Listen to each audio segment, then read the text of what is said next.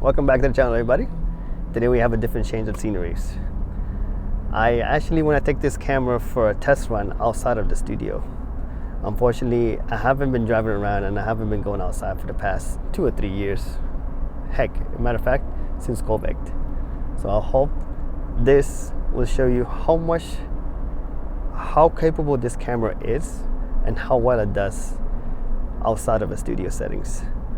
Now, I'm recording in Blackmagic 12-bit RAW, and I think it's a 12.1 consistent bitrate. So hopefully the image quality is superb. Now, this camera, if you're into a market to actually buy a relatively cheap camera, this is by far the best options. Unfortunately, whenever you buy this kind of camera, you have to pair up with a monitor, which like I have one right here,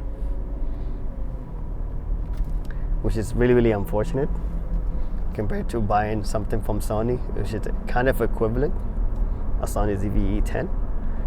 This camera right here, unfortunately, is only 8-bit, but soon we're gonna have 10-bit. I don't know when it's gonna be released, but there was a talk about it in the past.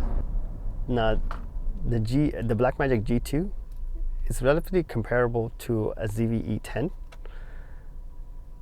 because it's similar price point.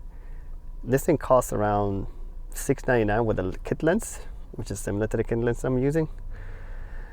Unfortunately, when I had been doing this comparison test, the Sony kit lens is a lot better compared to a Panasonic kit lens. There's more warpage in the Panasonic kit lens compared to a Sony kit lens. And if you decided to actually buy a camera, if you decide to buy a kit lens for the G2 macro studio camera, I advise you to stay away from the kit lens.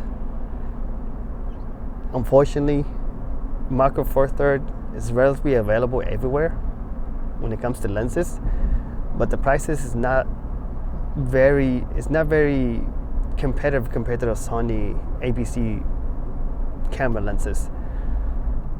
You buying a G2 that can take 12-bit for $990.